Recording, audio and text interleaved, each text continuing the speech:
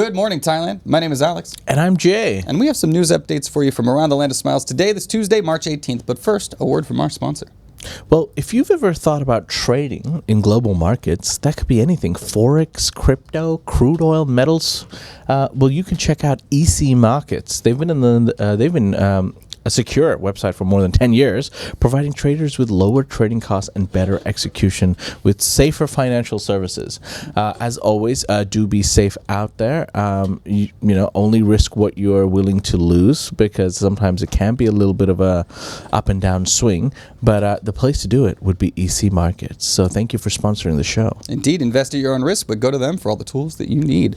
Now, today, we will be talking about a German man's rampant behavior in dental clinics, continuing confusion over the taxation of expats' overseas income, and a little later, a water crisis in Laos' capital city, Vientiane. But before we begin, please remember to subscribe to the Thaiger to stay up to date on all things Thailand. Now, today, the big story is that Thailand is cutting its visa-free stays down to 30 days.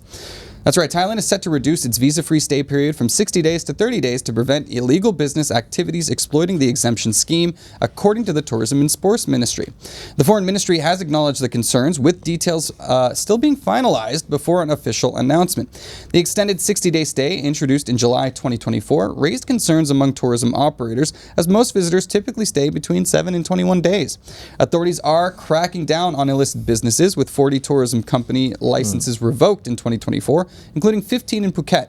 A joint task force is investigating illegal activities in major tourist areas.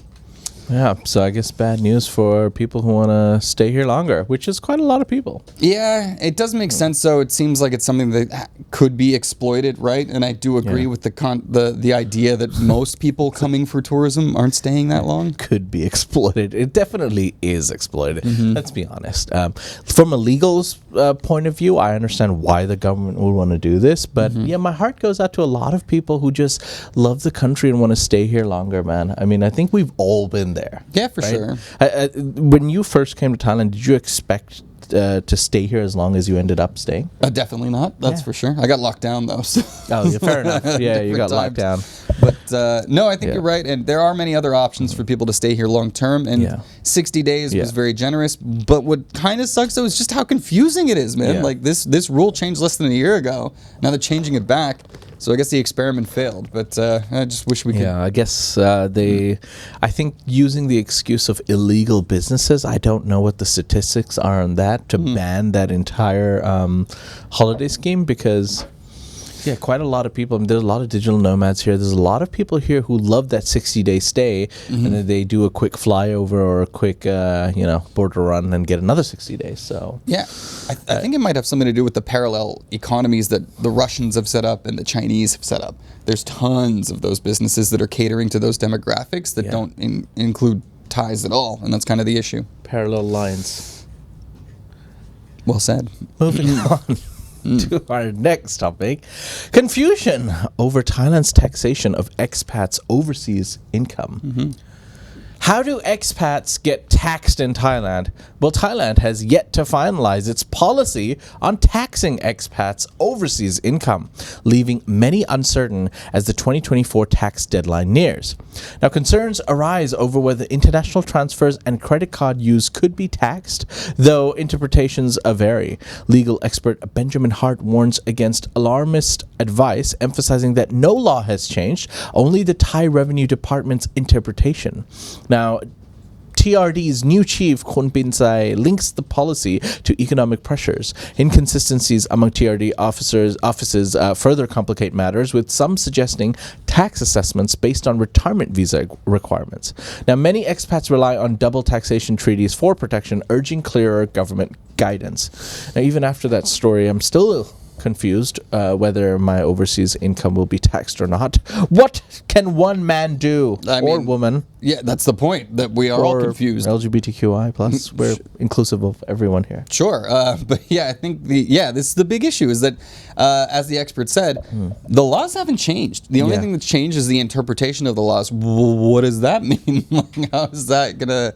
This is the big issue with Thailand that a lot of people have. The rules change very quickly, and we all want to stay compliant, right? We don't want to break the rules. I mean, just see the e-cigarettes that have been happening lately. I just saw some guy get arrested for one single e-cigarette that he had on him in a 6 police officer operation, apparently. Sting operation. What the hell is going on? That seems like a waste of resources. But again, like, this was something that was being sold on the streets forever, and now all of a sudden it's totally not okay. So the rules change on a dime here, and it's very difficult to try and keep up with what is actually the law. Confusion continues to mount. Anyways, on to our next story. This is a pretty shocking one, I have to say. A German man's rampage in Karat dental clinics has brought a lot of fear to the community. A 41-year-old German man has sparked fear among dental clinics in Karat following a series of violent outbursts, prompting local dentists to file complaints with the police. The man, seen in a viral video on March 13th, has reportedly terrorized clinics since 2014, with incidents including forcibly entering a clinic, attacking a female dentist, including biting her on the lips, and ignoring psychiatric treatment. Despite his marriage to a Thai citizen, his erratic behavior, allegedly fueled by self-medication with marijuana, I think it's probably more than that though, remains a serious concern. Authorities have yet to take decisive action, leaving dental professionals and the community in fear of further violence. As if we needed more reasons to hate the dentist. This guy, or rather be scared of them. took it much more seriously than most of us would. The crazy part about this, it's been going on for more than 10 years. They filed multiple police reports. He's physically assaulted a dentist, like, by mouth biting. Like, I don't know how this guy is still allowed to walk around, let alone be in this country. Wild to me. So he is married to a Thai citizen. I think that has something to do with it. But I just feel so bad. Yeah, how do people get away with this kind of stuff, right? Yeah. Maybe long-term expat living in a smaller community on the outskirts of the city, not in the big city. They can surprisingly get away with a lot.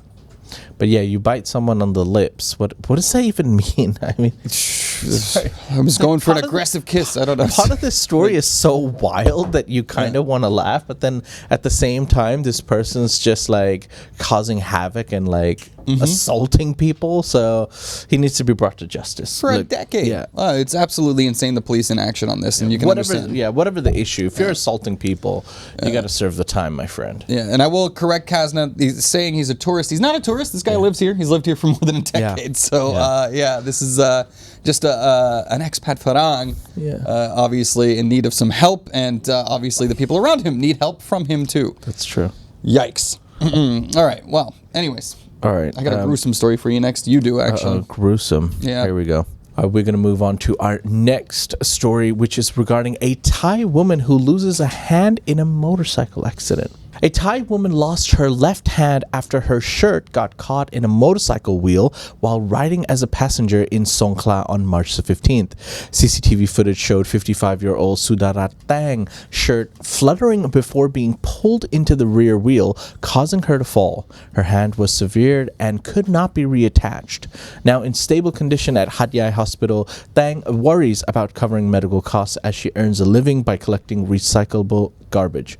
She remains in hospital for further treatment and physical therapy, with expenses yet to be determined. Hand severed by shirt in motorcycle. This is like some nightmare fuel. Yeah. And it just goes to show you got to really, I mean, we all ride bikes, right? You ride bikes, everything. Like loose clothing is a serious danger.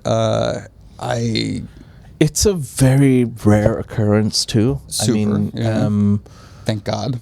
Yeah, but you feel it. You know, there's something about the story that we all take motorbike taxis, or I even ride a bike. I mean, but when a story is like something like this happens, you feel it deep inside, and my heart goes out to that lady. I hope she can find some help and some donations from people, because obviously, she's been through a life-changing experience. Yeah, and I will say, anybody questioning whether or not the hand could be reattached, no, it could not. They did make efforts to do so, and this is quite a life-altering event. Not the medical expenses alone, but also, she had a pretty physical job that she was doing to make money. This is quite an abrupt change to life, so Hopefully she can find the help she needs. Sorry, Tony in the comment section. Is there a GoFundMe to help her? Is there a way to send donations? We'll find that out for you, Tony. And we'll update it on our website. The story will be on our website, so if there is a GoFundMe, we'll update you on that. It is a fresh story, so as of right now, there is none, but I am assuming that with this media attention that something will be set up for her soon.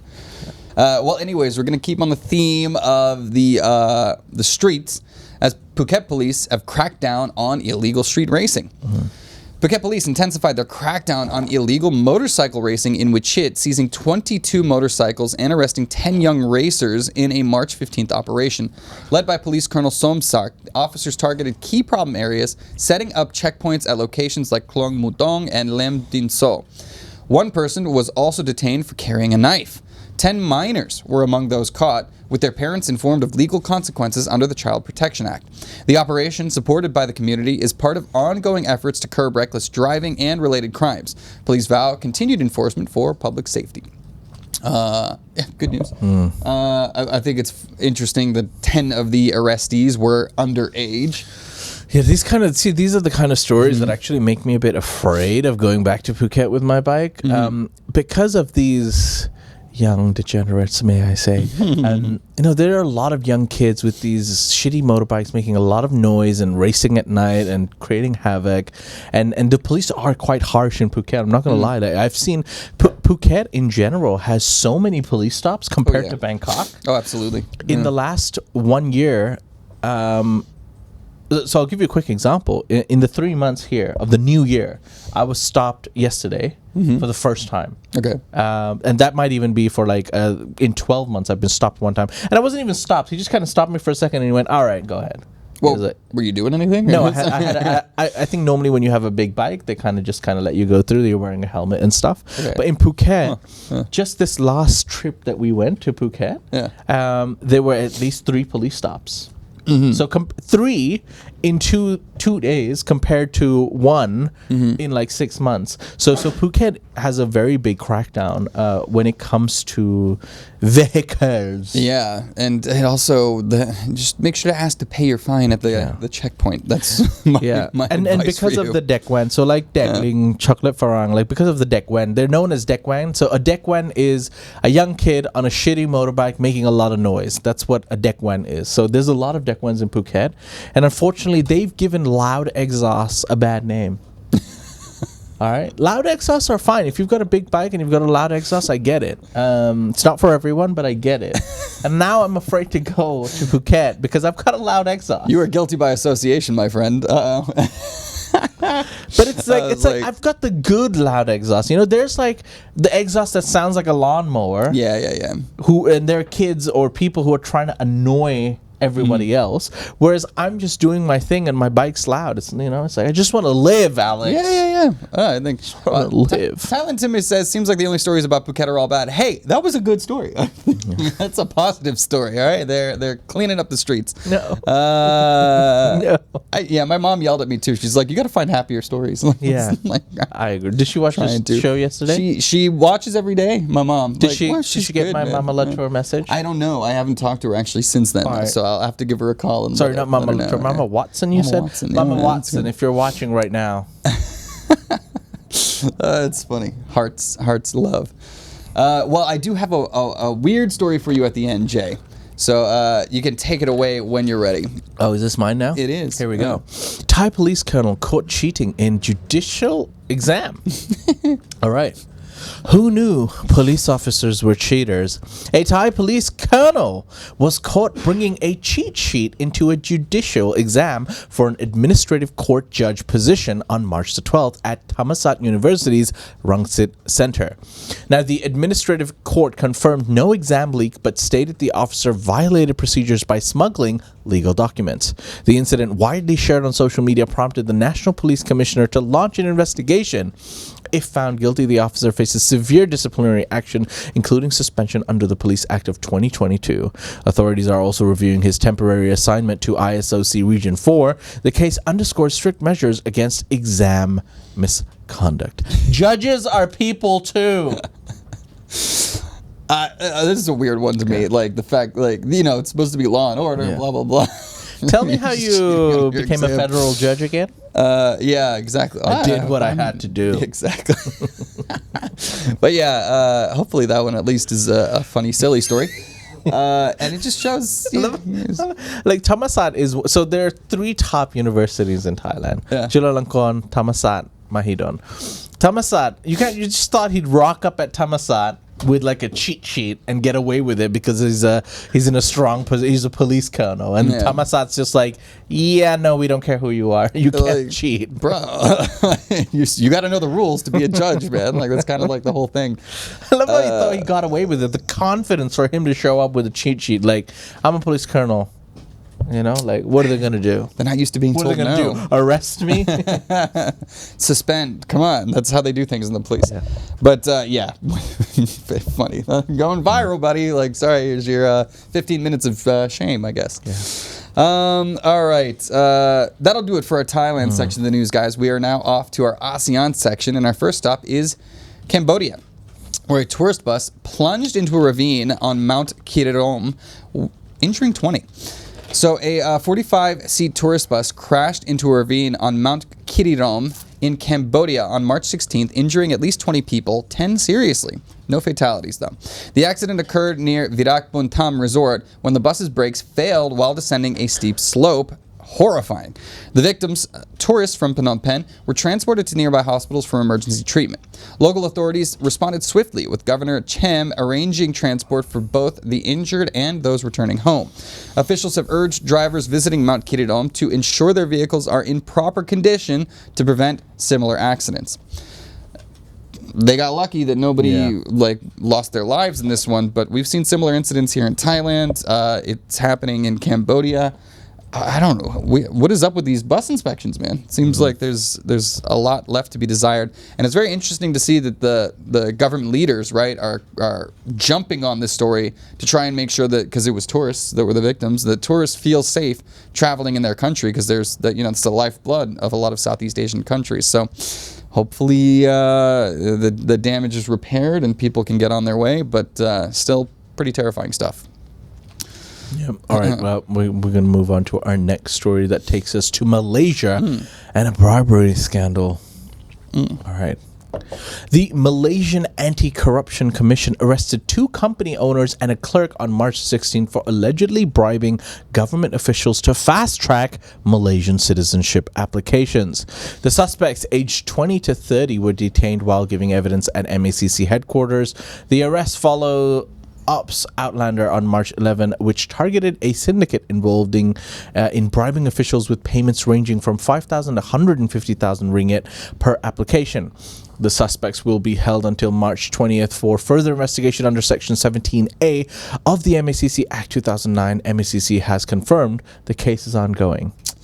Who knew? You can't bribe your way into Imagine paying 150,000 ringgit to fast track the application, not even guarantee it. Indeed. Yeah. I always felt like that was like part of the official application processes. There are ways to just pay like fees to get things to fast track. Allegedly, Alex. Allegedly. I mean, did these guys think they were paying a fee, or were they actually doing a bribe? Like, I think that needs to be put into question. Because, I mean, I think a lot of officials in this position accepting the bribes might just be like, oh, yeah, if you give me this fee, like, it'll be faster. And he's just pocketing the money. So are these guys really in the wrong, or is this actually something that they need to scrutinize the official process a little bit more? Yeah, I don't know. Well, the clerk was arrested as well, too, so probably both sides of things. Yeah. Anyways, our final story of the day, we are off to Laos, where Vientiane residents demand solutions for ongoing water shortages. That's right, Vientiane residents are frustrated over ongoing water shortages, with many facing low pressure or no supply, despite government calls for conservation. The crisis, worsened by high demand, power outages, and extreme heat, has sparked complaints on social media. Some residents must travel to buy water, while others still receive bills despite having no supply. That's annoying. Authorities cite insufficient water production and demand exceeding supply by 172,000 cubic meters daily. To address this, new water plants are planned, but residents question the lack of long-term solutions. The government is also seeking private sector investment in water infrastructure. Oh, that's no good. We kind of need water, don't we? Like a little bit. It is important every now and then. Yeah, I wonder, why is the shortage? Like, is it, I guess we'll head into monsoon season soon, so that should help alleviate things. True. But We'll have plenty of it, more than what we would want. Yeah. Very, very soon. What is with that? It's always too dry when you don't want it to be, too wet when you don't want it to be. We're not getting any good weather, but really sucks for the people in the capital over there and their inability to get consistent, the gift of life. The gift of life. Yeah. Tough stuff. Yep. Anyways. All right. Well, ladies and gentlemen, that's it. Those are some of the stories from across Thailand. You can find more stories like this on thetiger.com, and you can join in the conversation at ASEANnow.com. That's Thailand's largest forum. Also, Subscribe. subscribe. Don't forget. Subscribe to the channel here. Don't forget to follow us on Instagram, TikTok, X, Facebook, wherever. You'll see a lot of content that you don't usually see here on the main channel. Guys, let me give you statistics. Over 73% of the people who watch the Thaiger on YouTube are not subscribed. What the hell? Yeah. So that's actually one of the reasons that we say subscribe. A lot of people that, the people watching GMT live every day, obviously, they're subscribed. Hopefully, make sure you're subscribed. But a lot of the people who are watching us after the show throughout the day, they just kind of watch it and they don't subscribe. Show us some love. It matters to us. It helps our engagement. It helps our viewership. So yeah, please subscribe if you can. Yeah. Thank you. Well said, Jay. It does help a lot. I'm with you. Well said, Jay. Well said, Jay. It just came off as like, Jay. I was in total agreement. Screw this guy. No, it was good. But anyways, let's dive into the comments, see what people have to say. And do remember to like. I see only 33 of you like, despite nearly three times more of you being in here. All right. What else? Even